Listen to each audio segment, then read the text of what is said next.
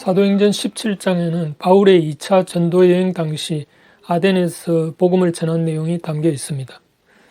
바울은 아덴을 둘러보면서 우상이 가득한 그 도시의 분노를 느끼며 당시의 철학자들과 변론을 했다고 기록이 되어 있습니다.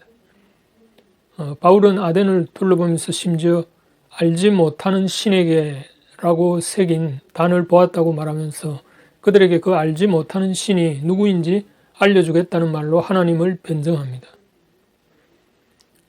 바울의 하나님에 대한 변증은 크게 두 가지인데요.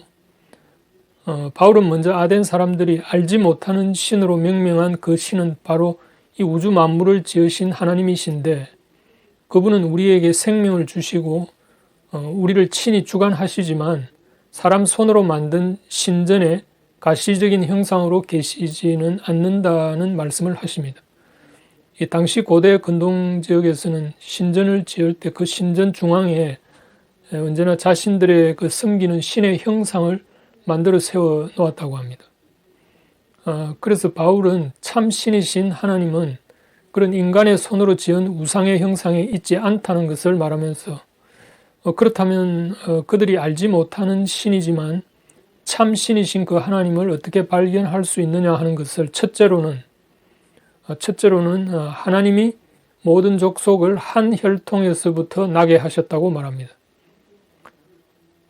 사도행전 17장 26절 전반부를 보면 이렇게 되어 있죠. 인류의 모든 족속을 한 혈통으로 만드사.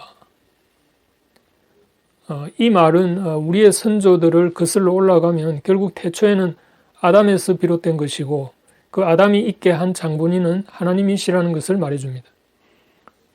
우리가 누가복음 3장 말미의 그 족보에 보면 그것을 확인할 수 있는데요. 이 족보는 마태복음 1장의 족보와는 다르게 거꾸로 올라가는 족보입니다. 그런데 그 맨 위에는 결국 하나님이 계시죠. 그러니까 사도 바울은 아덴 사람들에게 당신들의 족보를 거슬러 올라가면 결국 마지막에는 너희들이 알지 못하는 신에게라고 언급한 그 신, 곧 우주 만물의 창조자 하나님을 만나게 될 것이라는 말입니다. 둘째로는 하나님은 연대를 정하시며 거주의 경계를 한정하셨다는 말씀을 합니다. 사도행전 17장 26절 하반부를 보면 이렇게 되어 있죠. 그들의 연대를 정하시며 거주의 경계를 한정하셨으니. 자, 여기서 연대는 시간적 상황을 말하고 거주의 경계는 공간적 환경을 말합니다. 그러니까 하나님은 인간을 시간과 공간이라는 조건에 두셨다는 말입니다. 말하자면 창세기 1장 1절에서 하나님이 태초에 천지를 창조하시니라는 말씀 속에 이미 태초라는 시간적 흐름과 천지라는 공간적 환경을 만든 것이죠. 그런데 그렇게 한 이유가 그 다음 구절에 나옵니다. 이는 사람으로 혹 하나님을 더듬어 찾아 발견하게 하려 하심이로되 그는 우리 각 사람에게서 멀리 계시지 아니하도다. 말하자면 그 시공간이라는 조건 속에서 하나님이 가까이 계시기 때문에 바로 인간을 시공간 안에 두신 이유는 사람들로 하여금 하나님을 발견케 하도록 하기 위한 목적이라는 것이죠. 이 구절에 대한 유진 피터슨의 그 사역 성경인 메시지 역보는 아주 명료하게 다음과 같이 번역했습니다.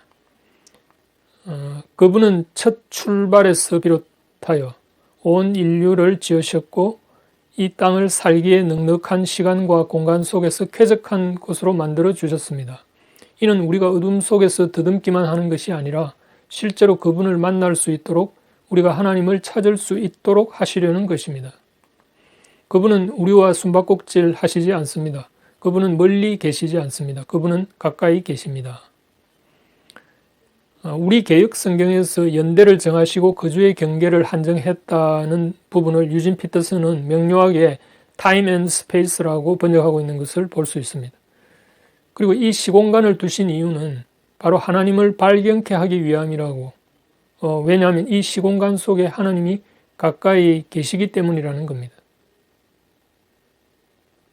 그렇다면 성경의 다른 부분에서 과연 하나님이 어떻게 시공간 속에서 자신을 드러내었고 또 그 시공간 속에 계신 하나님을 사람들이 과연 어떻게 발견할 수 있었는지 한번 찾아보죠.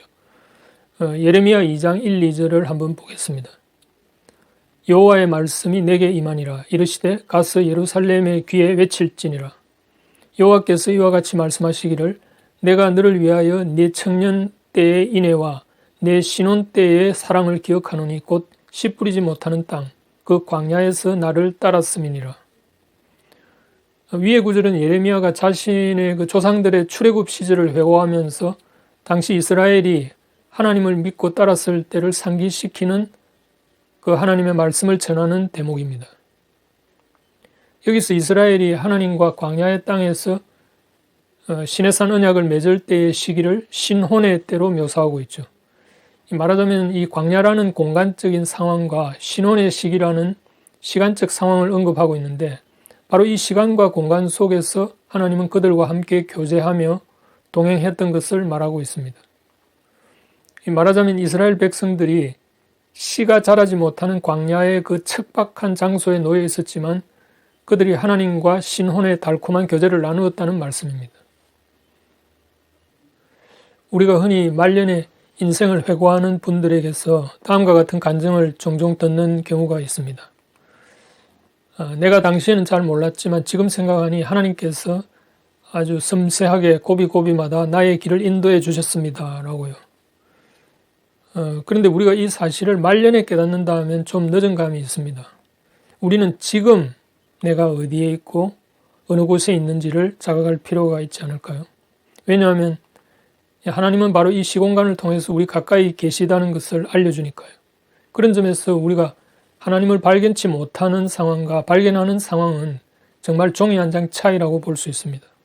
우리가 영적인 눈을 뜨는 순간 바로 종이 뒷면에 펼쳐져 있는 하나님의 세계를 발견할 수 있는데 우리가 세상의 그 세속적인 어두움에 가려 있는 동안은 그것을 발견치 못할 뿐이니까요.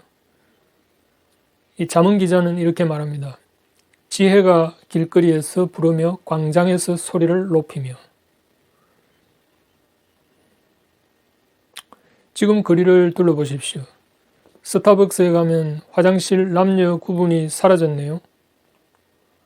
심지어 그걸 통해서도 하나님이 이렇게 소리치고 계신 것이 아닐까요? 내가 너희들을 남녀로 구분하여 창조한 질서를 너희들이 무너뜨리고 있구나 라고요.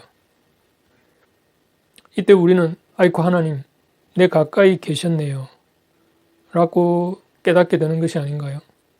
가만히 생각해 보면 우리가 들여다보는 뉴스에서, 유튜브에서, 그리고 우리의 만남 속에서, 또 우리의 직분 속에서, 또 우리가 가진 재물에 이 모두 하나님의 뜻이 담겨 있지만 물론 우리가 그것을 발견치 못할 때가 종종 있지요.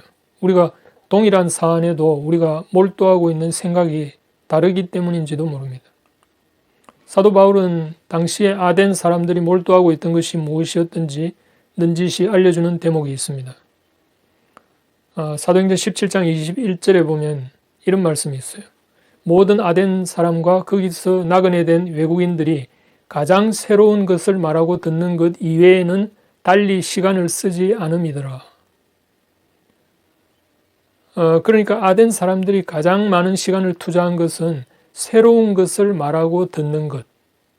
그러니까 뉴스에 몰두해 있었다는 겁니다. 그런데 그냥 뉴스와 진짜 새롭고 좋은 소식, 그러니까 굿 뉴스와는 종이 한 장 차이입니다.